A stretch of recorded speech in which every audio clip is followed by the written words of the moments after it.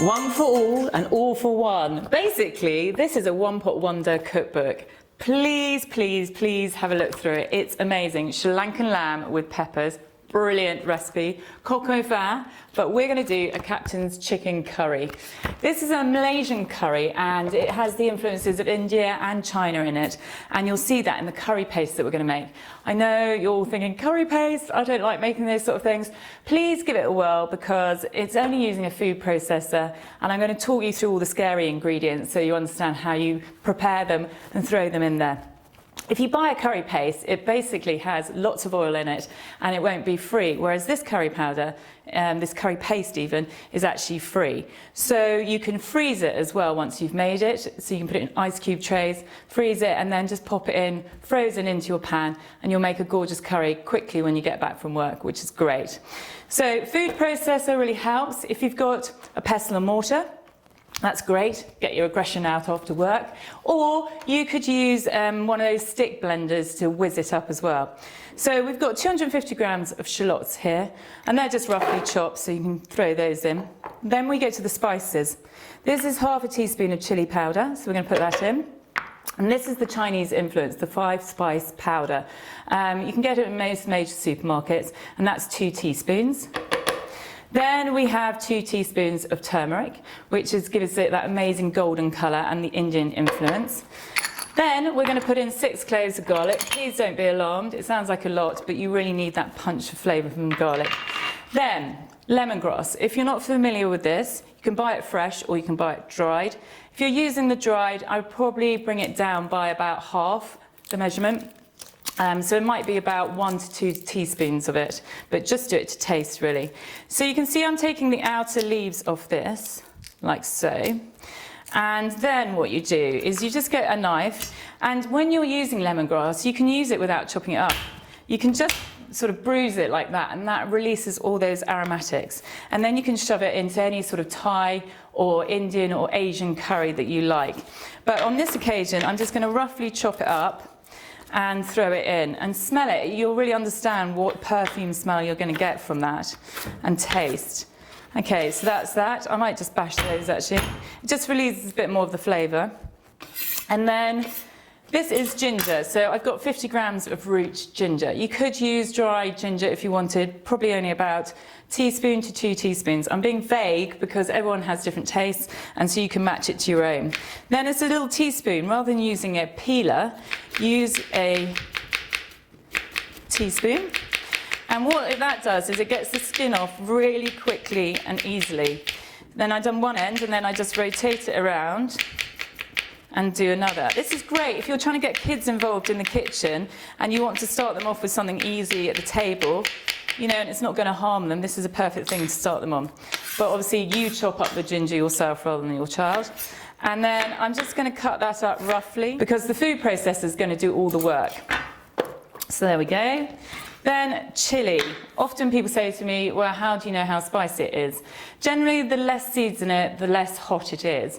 But I like the seeds, so I put them in. But if you like it a little less fiery, take the seeds out or put less chilli in. So again, do it to your family's taste. But I like a little bit of punch to everything.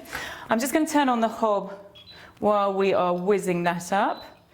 And we're going to do this. Now I'm going to just get it going for a little bit, and then I'm going to put a little bit of water in there. Use the pulse function on the food processor, and then that gives you a bit more control of how smooth the paste is.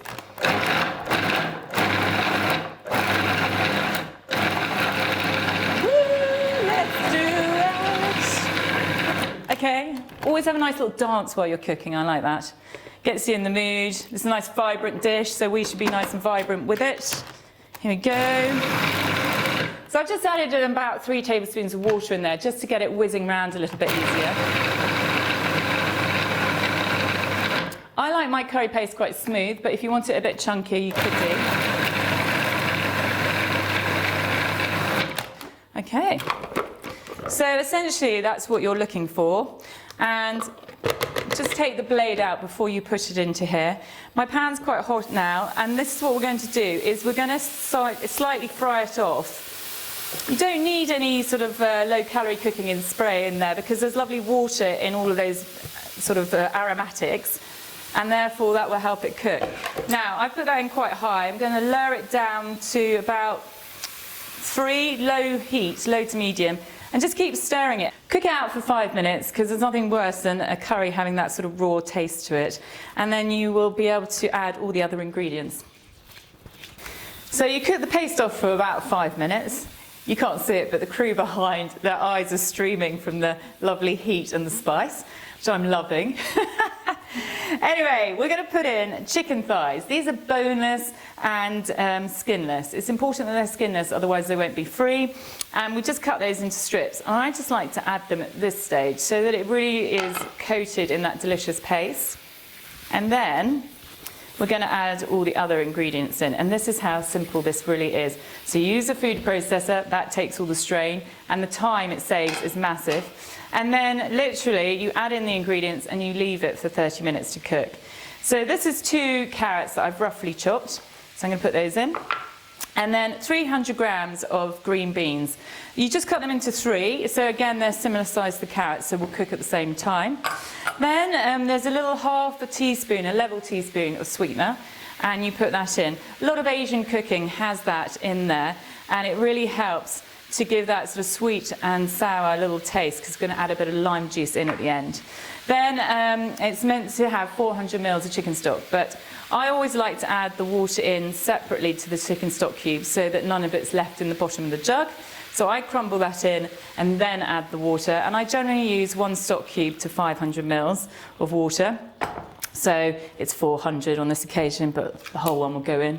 And then 2 cinnamon sticks, which would be great. Now, if you haven't got the cinnamon sticks, ground cinnamon would be fine. I'd probably add in about ½ a teaspoon. And then what you do is you bring that up to the boil, and then you just keep an eye on it and cook it for about 30 minutes. Give it an occasional stir. And then what will happen is all the flavours will meld together and the chicken and the vegetables will cook. And then there's just a couple more ingredients to add, and boom, you've got your chicken curry. So after 30 minutes, and if by magic, it's cooked down and delicious. I'm just going to remove those cinnamon sticks. They're not very edible. And then what we're going to add is a tablespoon of lime juice, just to complement that little sweetener, so it adds that sweet and sour note. And then some roughly chopped coriander. I love coriander, so that's a good ½ pack that's gone in there. And then I'll put more on to garnish. Now, if you wanted it a bit creamier, you could add 100 mils of coconut milk, which would be great, but it is 1 Syn per serving, so it's up to you whether you want to use that Syn. And then the other thing is, if you can't be bothered to get another pan out, you could have rice with it, or even cauliflower rice to serve with it. But otherwise, on its own, it's delicious.